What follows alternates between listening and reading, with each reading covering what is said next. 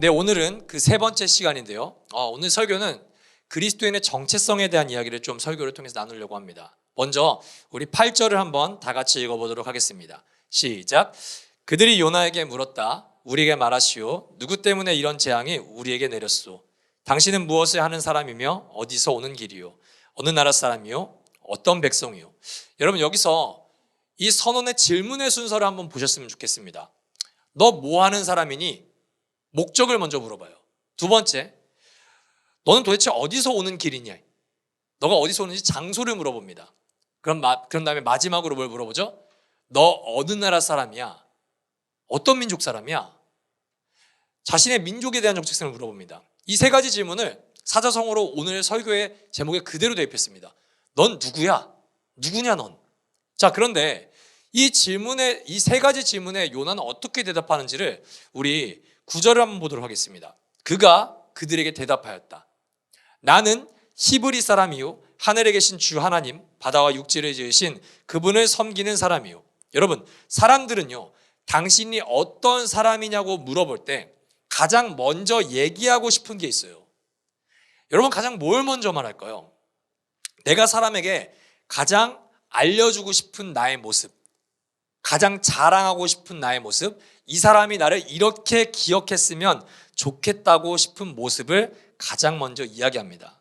그래서 20살에서 24살 대학교를 다니는 학생들은 만약에 혹시 이 사람들이 인서울 유명한 대학교를 다니면 항상 자기를 소개할 때 뭐라고 소개하냐면 저는 서울대를 다니는 사람입니다. 저는 연세대를 다니는 사람입니다. 저는 이러이러한 대학을 다니는 사람이라고는 가장 많이 이야기합니다. 그 다음에요, 대학교를 졸업하고 취직을 했을 때 나름대로 혹은 대기업이라는 직종에 취직을 하면은 그 사람들은 항상 자신을 뭐라고 소개하냐면 저는 이러이러한 회사에 다니는 사람입니다. 저는 이 정도 연봉을 받는 사람입니다. 그 다음에는요, 이제 직장을 다니다가 결혼할 때가 되면은 자신의 아내를 또 자랑합니다. 저는 이러이러한 사람을 만나고 있는 사람입니다. 그리고 만약에 그들이 신혼집을 사람들이 우러러보는 장소에 얻었다면 사람들은 자기가 살고 있는 장소를 자랑합니다. 저는 한남동 쪽에 살고 있어요. 항상 사람들은 자기가 가장 우월한 존재임을 알려주는 그 말을 무의식적으로 나타내고 싶어 해요. 그게 바로 자신의 정체성이기 때문입니다. 그리고 사람들은요 생각보다 한 가지 정체성으로만 살지 않습니다. 저를 예로 한번 들어볼게요. 모든 사람은 한 가지 정체성이 아니라 다각도의 정체성을 갖고 있는데, 다중적인 정체성을 갖고 있는데, 저를 한번 되돌아봤습니다. 저는 누군가에게 이렇게 소개할 수 있습니다. 저는 박소연의 남편입니다. 저는 김하율의 아빠입니다. 저는 라이트하우스 일산의 담임 목사입니다. 저는 백석동에 살고 있는 주민입니다. 저는 모건대학교라는 대학교를 졸업한 사람입니다. 자, 여러분, 혹시 제가 여러분을 처음 만나거나 누군가에게 저를 소개할 때 안녕하세요, 저는 모건대를 졸업한 사람이에요, 이렇게 소개하는 거 여러분 들어본 적 있으십니까? 아니요. 저는 학교를 그렇게 자랑스러워하지 않으세요. 저는 한 번도 제 학교를 자랑스럽게 저는 모건대를 나온 사람입니다. 우리 모건대는 자랑스러운 중부권의 학교이고요, 하나 이글스가 이번에 새로 지은 신구장에 심지어 광고까지 나오는 자랑스러운 학교이죠. 저는 그 학교를 졸업한 사람입니다 라고 저를 소개하지 않아요. 또한 저는 어디 가서 백석동에 살고 있습니다. 저희 아파트는 지하주차장이 집과 연결되지 않아서 비가 오면 비를 맞아야 되고 곰팡이가 끼는 날이 너무나도 많아서 한 2주에 한 번씩 곰팡이를 청소해야 되는 곳에 살고 있습니다 라고 제 자신을 소개하지 않습니다. 저는 어디 가나 항상 가장 먼저 소개하는 게 있습니다. 저는 라이트하우스 일산이라는 교회를 섬기는 김영원 목사입니다. 왜냐? 그것이 가장 저에게 소중한 정체성이기 때문입니다. 그렇다면 요나의 답변을 한번 보자고요. 요나는 선원들의 질문하는 순서에 따라 답변하는 게 아니라 자신의 목적을 먼저 말하지 않고 자기가 어디에서 나왔는지도 말하지 않습니다. 요나는 뭐부터 말합니까? 나는 히브리 사람입니다. 나는 히브리 민족입니다. 이것부터 말합니다. 그 다음에 말하는 게 뭐예요? 나는 하늘에 계신 주 하나님, 바다와 육지를 지으신 그분을 섬기는 사람입니다. 여러분, 요나에게 가장 소중한 자신의 정체성은요 하나님을 섬기는 사람이 아니에요. 요나에게 가장 소중한 자기의 정체성은 뭡니까? 나는 히브리 민족입니다.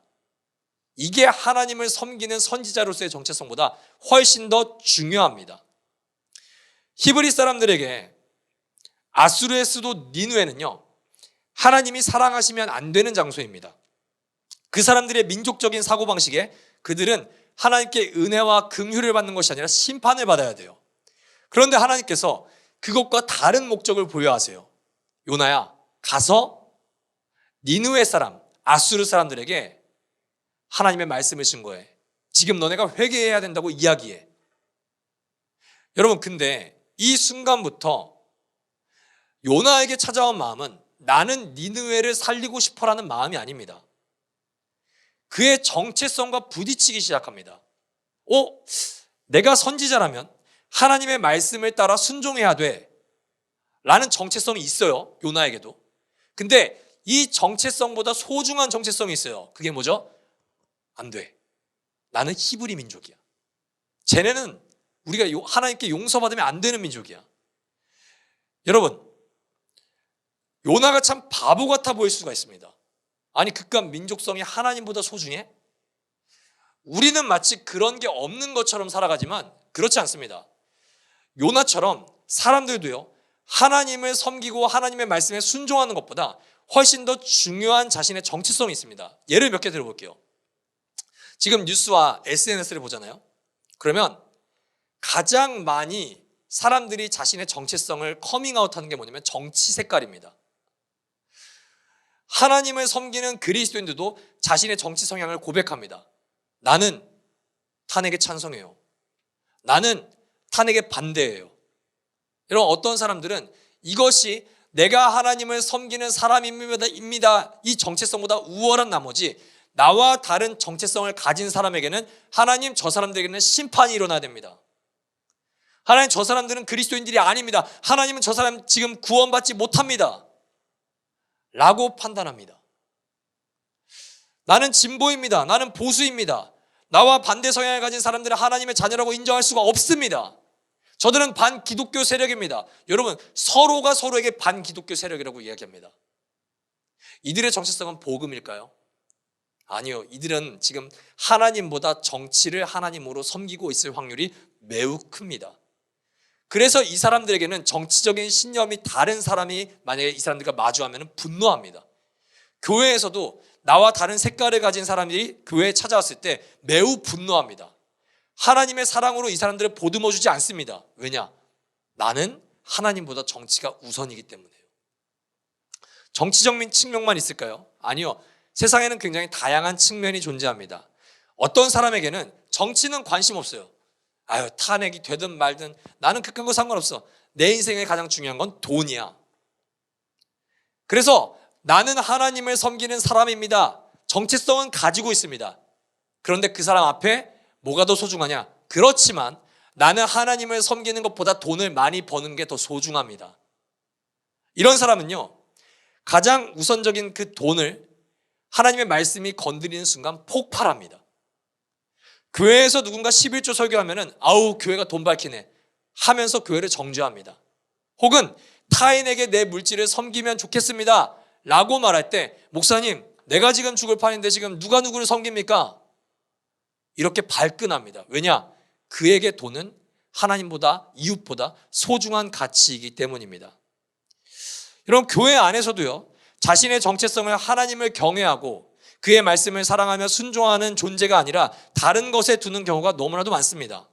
때로는 하나님의 말씀을 순종하는 것보다 내가 어떤 직분을 받느냐가 소중한 사람들이 있습니다. 우리 교회는 그래서 직분을 없애버렸습니다. 여러분, 죄송해요. 여러분들은 라이트하우스 예산을 섬기는 한 여러분들이 죽을 때까지 장로라는 것을 받을 수가 없습니다. 집사도 없습니다. 아까 승민 성도님이 이야기하신 것처럼 성도라는 직분이면 여러분 충분하셨으면 좋겠어요. 여러분, 만약에요, 내가 직분을 받기 위해서 이 교회에서 반주하고, 내가 이 직분을 받기 위해서 내가 이 교회에 열심히 헌금하고, 내가 직분을 받기 위해서 저를 사랑해 주잖아요. 근데 직분을 안 주면 어떻게 되는지 아십니까? 분노합니다. 내가 이렇게까지 헌신했는데 나한테 장로를 안 줘? 목사님, 왜 쟤는 주고 저는 안 줘요? 내가 이 직분 얻으려고 얼마나 교회에서 충성했는지 아시잖아요. 나 지금 직분 안 주면 나 직분 주는 교회로 떠날 거예요. 여러분, 이 사람은 교회에서 헌신한 이유가 뭡니까? 하나님의 말씀입니까? 아니죠. 직분이죠. 나는 모태신앙입니다. 여러분, 이거 자랑할 필요 없습니다. 나는 교회에 헌신하는 사람입니다. 여러분, 이게 여러분들의 정체성이 돼서는 안 됩니다. 이런 분들에게 하나님이 자신의 뜻을 포기하고 낮은 곳에서 섬기라는 말씀을 하실 때 당신의 직분 혹은 당신의 신앙의 이력들 그리고 당신의 신앙의 노력들은 오히려 하나님과 당신의 거리를 멀어지게 하는 왜곡된 정체성을 만들 수 있는 여지가 충분히 있습니다. 여러분, 신앙인 그리스도인들에게 정체성은 우리의 목적이자 그리고 우리가 섬기는 대상이 누구인지를 분명하게 드러냅니다. 선원들이 요나에게 넌 누구야? 이렇게 물어본 것은 단순히 너는 어디 나라 사람이야를 물어본 것이 아니라 너는 누구를 섬기는 사람이니? 너의 주인은 누구이니? 너가 살아가는 삶의 목적은 뭐니? 라고 질문한 거예요. 그래서요, 이 요나의 답변을 보고 선원들은 기가 찼을 겁니다. 여러분들도 살다 보면 그리스도인들을 많이 만나시잖아요. 근데 누가 봐도 이 사람의 목적은 성경의 하나님의 말씀과 전혀 다른 사람들이 있어요. 그들을 볼 때 하나님은 이사야서를 통해서 이렇게 말씀하십니다. 주님께서 말씀하신다. 이 백성이 입으로는 나를 가까이 하고 입술로는 나를 영화롭게 하지만 그 마음으로는 나를 멀리하고 있다. 그들이 나를 경외한다는 말은 다만 들은 말을 흉내내는 것일 뿐이다. 여러분, 교회에 오늘 예배에 나왔다고 해서 그것이 하나님을 사랑하는 정체성에 완전히 100% 동일할 수는 없습니다. 여러분들이 오늘 헌금을 드렸다고 해서도 그것이 나는 하나님을 사랑합니다 라는 정체성과 정확히 일치하지 않을 수도 있습니다. 왜냐? 요나도 제사를 지냅니다. 요나도 하나님께 번제물을 드렸습니다. 근데 지금 요나는 하나님의 말씀에 불순종하여서 가장 자기가 가고 싶은 곳으로 향하여 가고 있습니다. 물론 이 사람은 비기독교인은 아닙니다. 여러분은 비기독교인은 아닙니다. 여러분들이 구원받지 못한 사람은 아닙니다. 그러나 복음이 여러분에게 가장 첫 번째 가치가 된 사람이냐? 그 질문에는 아니라고 정확하게 말씀을 드릴 수가 있습니다. 지금 요나는 하나님을 섬기는 사람이 아닙니다. 요나는 히브리를 섬기는 사람입니다. 지금 요나는 하나님을 경외하는 사람이 아닙니다.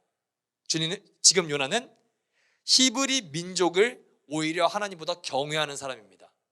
이 사람이 지금 니느웨로 가기 싫어하는 이유가 하나가 있습니다. 내가 니느웨로 가서 복음을 전해서 니느웨가 다시 살아난다면 이 사람은 히브리 사람들에게는 100% 욕먹을 겁니다. 야, 미쳤어? 지금 우리한테 말씀을 증거해야지. 왜 걔네한테 말씀을 증거해서 걔네가 하나님께 사랑을 받게 만들어? 이 사람은 지금 하나님의 시선을 의식하기보다 히브리 민족의 시선을 경외하는 사람입니다. 그렇다면 질문을 해보자고요. 저와 여러분은 가장 어떤 존재를 의식하는 사람입니까? 여러분과 저는 누구입니까? 여러분과 저는 진짜로 사랑하고 자랑하고 의지하고 이것이 없으면 내 삶 가운데 가장 평안을 잃어버리는 존재가 하나님입니까? 아니면 다른 존재입니까? 혹시 우리도 입술로는 저는 성도예요, 저는 목사예요, 저는 모태신앙이에요, 저는 교회를 10년 이상 다녔어요, 저는 그리스도인이에요 하나님을 찾고 있지만 마음의 중심에는 하나님이 없지 않습니까? 하나님을 섬기고 심지어 경외한다고도 말하지만 하나님보다 우리 통장의 잔고가 줄어들 때 우리는 훨씬 더 두려움을 느끼고 살아가지 않습니까? 우리는 더 나아가서 내가 정말로 사랑하고 이것이 없으면 두려운 존재 때문에 하나님을 찾고 있지는 않습니까? 제2의 정체성으로요.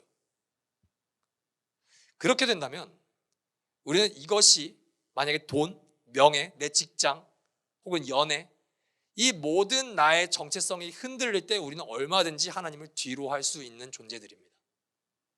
사랑하는 여러분, 가장 소중한 가치, 그게 여러분의 정체성입니다. 그것이 하나님이 되기를 주님의 이름으로 축복합니다. 자, 그렇다면 지금 요나처럼 우리도 왜곡된 정체성을 가지고 살아가고 있을 수 있단 말이죠. 그래서 이 지금 여러분에게 내가 하나님이 정말 사랑하는 존재가 아니라 다른 것을 붙잡고 다른 것을 의지하고 그것을 가장 우선적으로 살아가고 있는 존재라면 하나님은 당신을 사랑하셔서 인생 가운데 고난이라는 풍랑을 보내십니다. 폭풍을 보내세요. 자, 근데 이 폭풍은 언제 해결될까요? 너무 간단합니다. 정체성이 다시 확립될 때 해결됩니다. 내가 히브리 민족을 섬기는 사람이 아니라, 내가 돈을 섬기는 사람이 아니라, 내가 나의 쾌락을 섬기는 사람이 아니라 내가 하나님을 섬기는 사람으로 바로 잡혀질 때 하나님은 이 풍랑을 걷어가실 준비를 하십니다. 선원들의 첫 번째 질문이 뭡니까? 첫 번째 질문, 당신은 뭘 하는 사람입니까? 이거 제 언어로 바꾸면 너의 사명은 무엇이니? 이 말이에요. 영훈아, 너 뭘 위해 사는 사람이니? 너 뭐를 위해서 이 땅에서 살아가고 있니? 이게 하나님이라는 정체성이 없잖아요. 이거를 대답을 할 수가 없습니다. 성도님들께 한번 제가 질문해 볼게요. 당신이 회사를 다니는 이유는 무엇입니까? 당신이 이번 주에 열심히 일한 이유는 무엇입니까? 당신이 사업에 미친 듯이 내 자는 시간, 먹는 시간까지 아껴서 일을 하는 이유는 무엇입니까? 그럼 뭐라고 대답하시겠습니까? 오늘 교회에 왜 오셨습니까? 교회를 다니는 이유는 무엇입니까? 당신은 어떤 백성입니까? 여러분 무엇으로 대답하시겠습니까? 저도요, 이걸 뭐라고 대답해야 되지? 라고 말씀을 묵상하는데 베드로전서 2장 9절이 딱 생각나더라고요. 화면을 보고 다 같이 한번 읽어보겠습니다. 시작. 그러나 여러분은 택하심을 받은 족속이요 하나님의 소유가 된 백성입니다. 그래서 여러분을 어두움에서 불러내어 자기의 놀라운 빛 가운데로 인도하신 분의 업적을 여러분이 선포하는 것입니다. 아멘. 이것은 신약 성경이지만 구약 성경에도 동일합니다. 지금 요나가 잘나서 하나님이 요나야 너는 능력이 정말 크구나 이렇게 보내신 게 아닙니다. 아브라함이 너무나도 하나님의 말씀을 잘 순종하여서 아브라함아 너가 아니면 안 되겠다 하나님이 부르신 게 아닙니다. 그저 하나님의 은혜로 아브라함을 택하시고 요나를 택하시고 우리를 택하셔서 우리가 어떠함이 아니라 하나님이 우리를 전적으로 사랑하셔서 우리 그분의 자녀로 삼으시고 이제 그 자녀로 삼으신 이유는 우리가 복음을 누리고 세상의 복음을 누리게 하려고 하나님께서 우리를 부르신 겁니다. 그래서요, 우리는 복음을 전파하기 위해서 돈을 버는 겁니다. 우리는 복음을 증거하기 위해서 우리는 열심히 일을 하는 겁니다. 우리는 복음을 증거하기 위해서 사람들에게도 때로는 험한 말도 듣고 때로는 우리가 손해를 보는 겁니다. 왜요? 우리를 빛 가운데로 인도하신 예수 그리스도의 크신 업적을 우리가 삶으로 우리가 입으로 선포하기 위해서입니다. 여러분 이것이 우리 삶의 첫 번째 정체성이에요. 왜 사십니까? 이것 때문에요. 왜 열심히 일하십니까? 복음을 증거하기 위해서요. 이것은 요나에게도 동일한 삶의 의미이자 목적이자 사명이었습니다. 원래는요. 그런데 민족성이 사명보다 요나에게 중요한 삶의 의미가 되는 순간 요나에게 하나님은 우리 민족을 지켜주고 우리 민족의 적대 관계에 있는 사람들은 심판하시는 분이 되었습니다. 모든 사람에게 하나님의 복음은 동일합니다. 하나님의 형상인 당신을 사랑하십니다. 불순종하고 죄인인 여러분을 하나님이 사랑하십니다. 이 복음은 나에게도 복음일 뿐만 아니라 내가 싫어하는 사람에게도 동일한 원리가 적용돼야 됩니다. 그런데 요나는 그것을 상실하죠. 저와 여러분도 마찬가지입니다. 나에게는 하나님의 은혜는 무한하신 하나님의 은혜입니다. 타인에게는요, 동일하게 무한하신 사랑과 은혜로 그분을 용서하시는 은혜가 될 때 우리는 진짜로 복음을 누릴 수가 있습니다. 이 복음을 오해하고 이 복음을 나에게만 적용하려는 사람에게 하나님은 풍랑을 보내셔서 우리에게 질문하신 겁니다. 너가 누구인지 제발 깨달아라. 너가 오늘 이 예배에 어떻게 나올 수 있는지, 그리고 너가 이 땅에서 어떻게 나를 누리며 살 수 있는지 제발 이 폭풍을 통해서 깨달아라. 사랑하는 여러분, 깨달으십시오. 우리가 잘나서 복음을 누리는 게 절대 아닙니다. 우리가 하나님의 사랑을 누리는 이유와 그 비결은 우리의 노력에는 하나도 1%도 공로가 없습니다. 철저히 우리를 사랑하시는 하나님의 은혜입니다. 이것을 인정할 때만 타인을 바라볼 때도 우리는 철저하게 사랑의 시선으로 바라볼 수가 있는 것입니다. 저는 오늘 본문을 보면서 성도님들에게 제가 가장 좋아하는 영화 중에 하나인 영화 한 편을 소개해드리고 싶습니다. 이번 한 주 동안 모두 바쁘시지만 시간이 되시면 이 영화를 한번 보시기 바랍니다. 바로 밀정이라는 영화입니다. 저는 사실 송강호 혹은 공유 이 두 배우가 나오는 영화는 다 봅니다. 제가 좋아하는 배우이기 때문에요. 이 밀정이라는 영화의 잠깐 설명을 드리면 일제강점기 속에서 나라의 독립을 목적으로 살아가는 의열단을 그린 영화입니다. 근데 여기에 독특한 캐릭터가 하나가 등장합니다. 조선인 출신인데 일본 경찰로 살아가는, 그리고 의열단을 추적하는 이정출이라는 사람이 등장해요. 배우 송강호 씨가 이 배역을 맡았습니다. 근데 이제 이 송강호가 계속 이제 이 사람들을 캐내려고 공유와도 접근하고, 그리고 공유도 이 사람을 회유하려고 접근하는데, 어느 날 이제 의열단의 단장 역할을 맡은 이병헌이 이 송강호를 만나서 이런 이야기를 합니다. 제가 정말 좋아하는 대사인데요, 이런 말을 해요. 이동지, 모든 사람들은 자신의 이름을 어디에 올려야 할지를 정할 때가 옵니다. 이동지는 어느 역사 위에 이름을 올리겠습니까? 여러분, 지금 이 이정출이라는 사람은 정체성이 뭐예요? 일본의 앞잡이에요. 내가 잘 먹고 내가 잘 살기 위해서라면 나라를 팔아서라도 내가 빌어먹고 살 수 있는 인물이 바로 이정출이라는 인물입니다.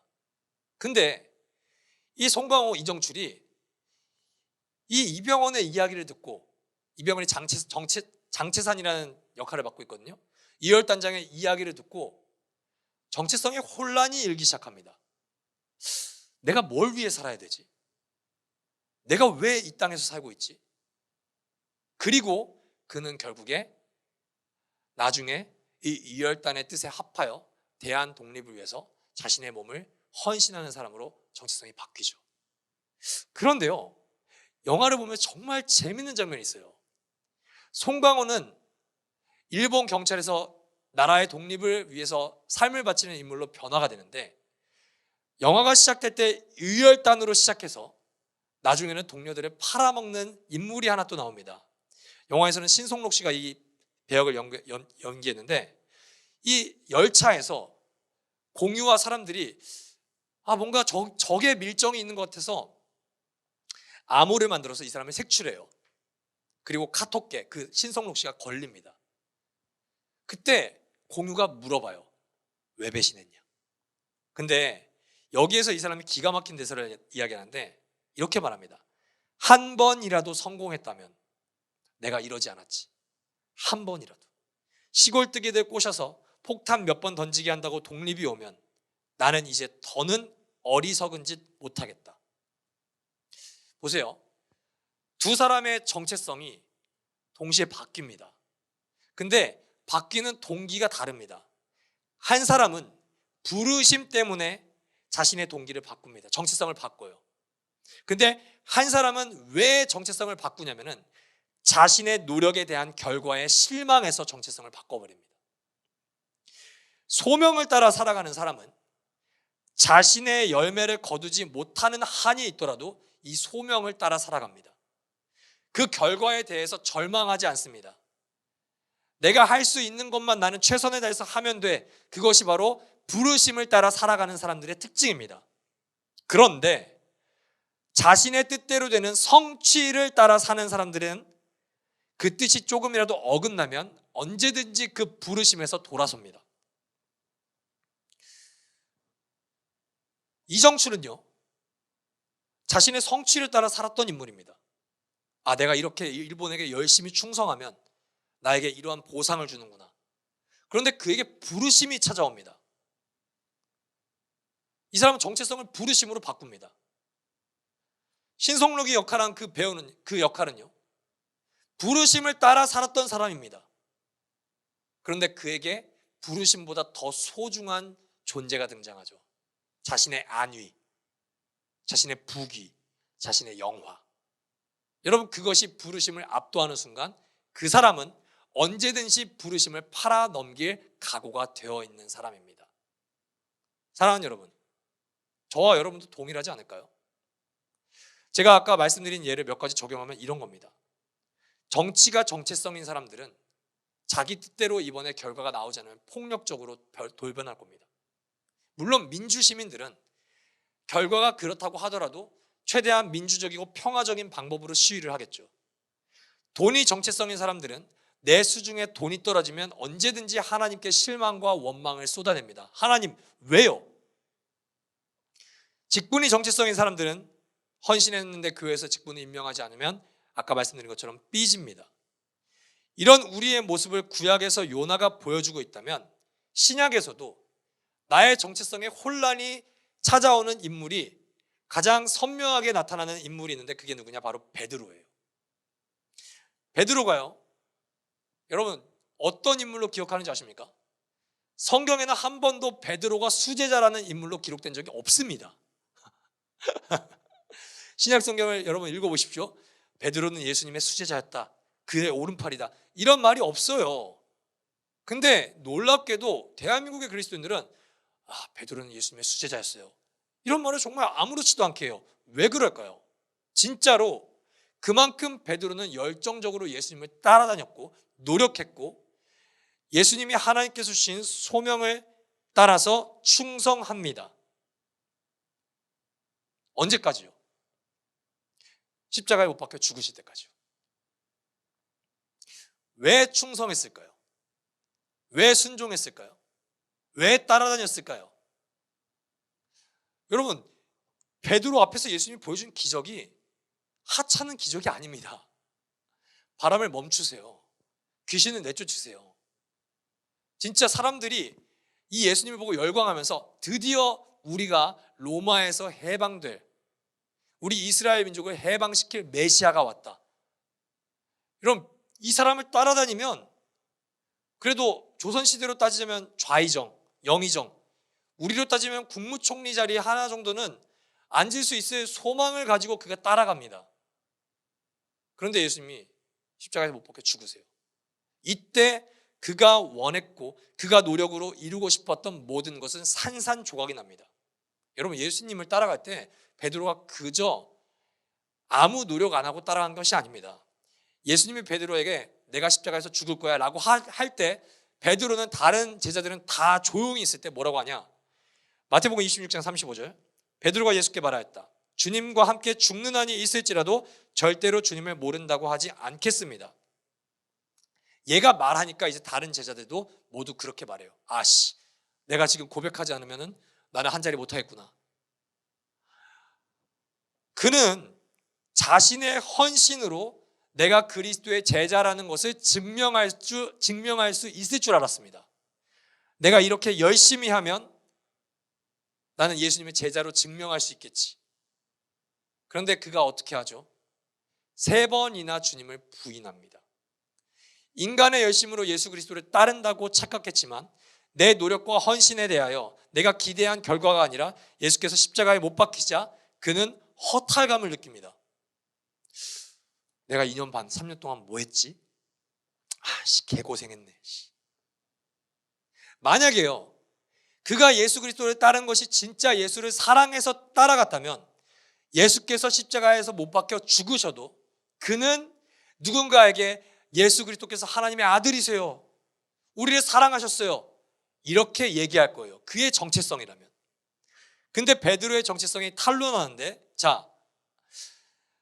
예수 그리스도께서 죽으시자 베드로의 행보를 한번 봅시다. 요한복음 21장 2절에서 3절 한번 읽어보겠습니다. 시작. 시몬 베드로와 쌍둥이라고 돌리는 도마와 갈릴리 사람 나다나엘과 세베대의 아들들과 제자들 가운데서 다른 두 사람이 한 자리에 있었다. 시몬 베드로가 그들에게 말하기를 나는 고기를 잡으러 가겠소 하니 그들이 우리도 함께 가겠소 하고 말하였다. 그들은 나가서 배를 탔다.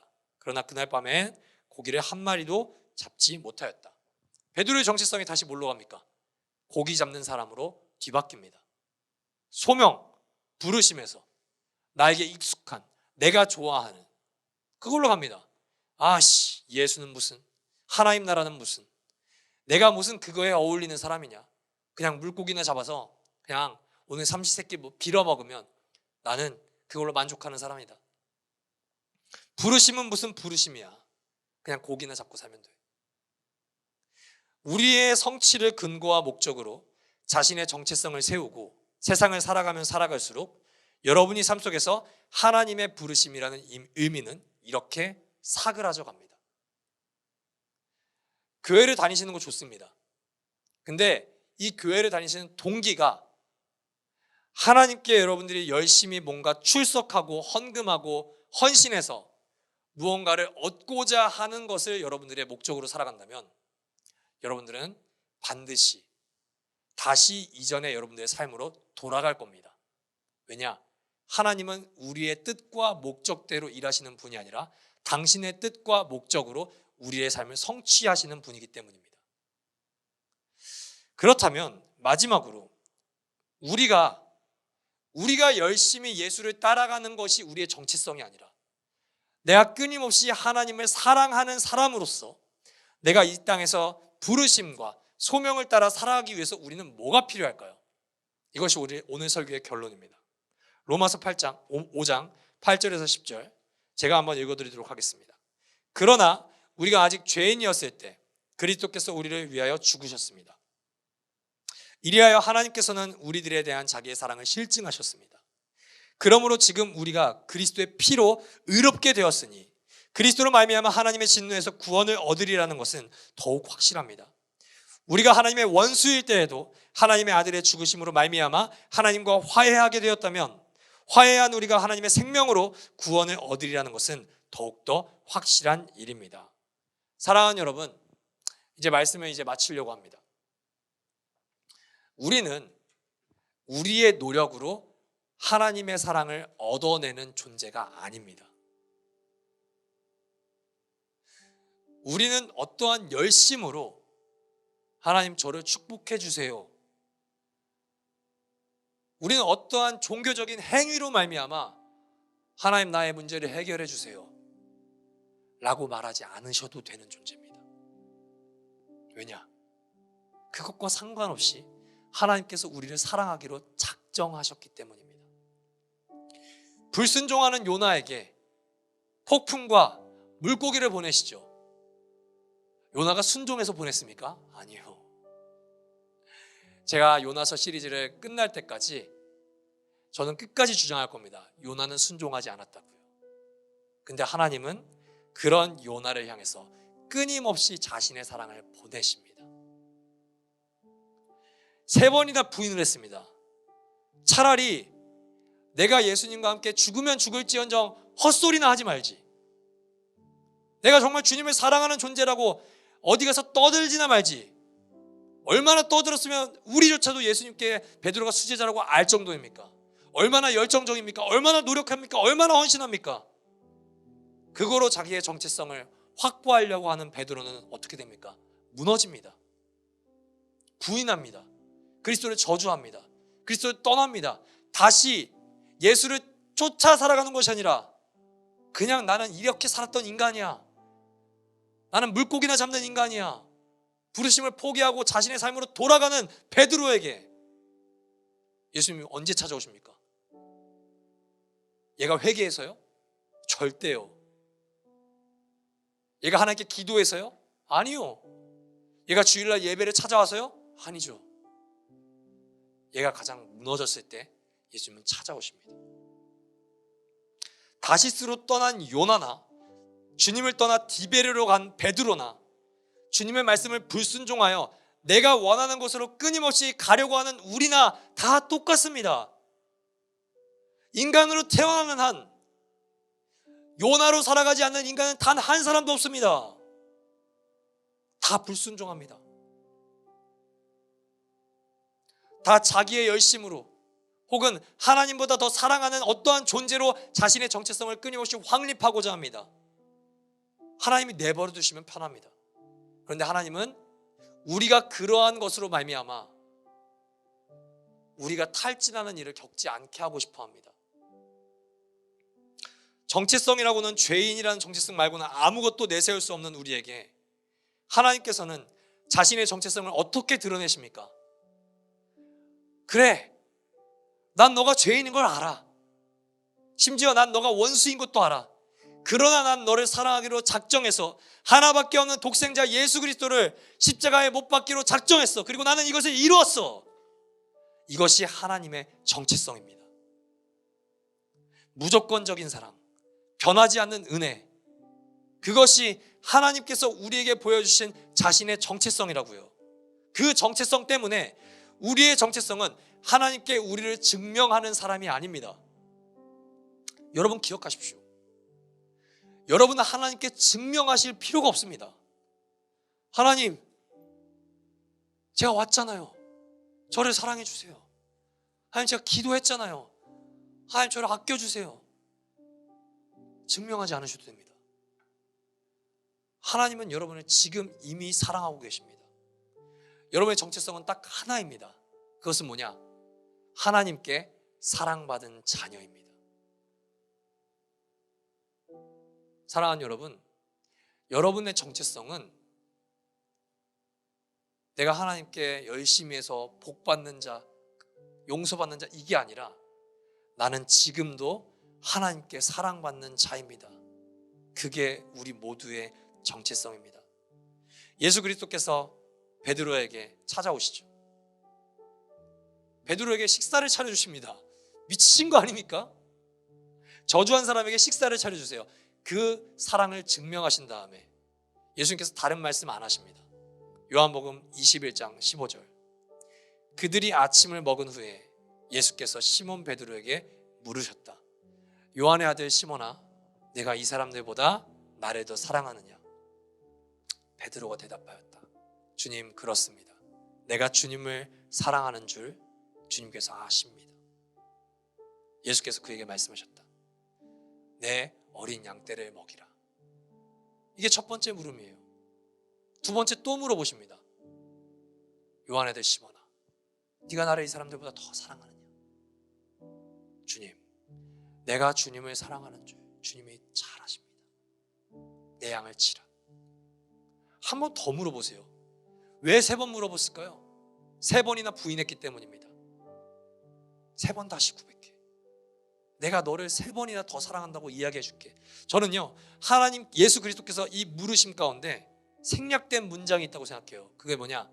요한의 아들 시몬아, 나는 세상의 그 어떠한 존재보다 너를 더 사랑하는데 너도 그 존재보다 나를 사랑할 수 있냐? 사랑하느냐? 주님은 그 고백을 한 죄인 베드로에게 뭐라고 말씀하시죠? 가서 물고기나 잡아라. 아니요. 다시 부르십니다. 다시 소명을 주세요. 내 양을 먹이라. 베드로는 그때부터 자기가 원했던 자신의 정체성이 아니라 하나님의 부르심을 따라 그 말씀에 순종하여 살기 시작합니다. 그 원동력과 동기는 무엇입니까? 그리스도의 사랑이죠. 사랑하는 성도 여러분, 베드로는 여러분들이 전승으로 다 들으신 것처럼 십자가에 거꾸로 매달려서 죽습니다. 그가 후회했을까요? 저는 확신합니다. 그는 후회하지 않았습니다. 그는 누구보다 자기를 사랑하는 하나님의 말씀을 순종하여 죽은 것이 기뻤을 겁니다. 설령 십자가에 못 박혀 죽었어도 그의 기쁨은 사라지지 않습니다. 왜냐? 그의 정체성이 사랑받은 자이기 때문입니다. 라이트하우스 일상 가족 여러분, 세상의 가치로 여러분을 증명하려는 노력에서 이제 벗어나십시오. 종교적인 열심으로도 여러분을 증명하지 않으셔도 됩니다. 우리는 사랑받은 자입니다. 이제 우리를 사랑하신 주님께서 세상으로 우리를 부르시고 보내십니다. 밀정의 대사 속 질문을 여러분께 드리며 오늘 설교를 마치도록 하겠습니다. 사랑하는 라이트하우스 일상 가족 여러분, 모든 사람들은 자신의 이름을 어디에 올려야 할지를 정할 때가 옵니다. 여러분은 여러분의 이름을 당신의 정체성 위에 세우시겠습니까? 아니면 하나님의 부르심과 그 나라를 위하여 그 이름을 올려두시겠습니까? 간절히 소망하기는 저와 여러분의 이름이 하나님의 나라의 그 역사 속에, 예수 그리스도의 사랑 속에 올려져 있기를 주님의 이름으로 축복합니다.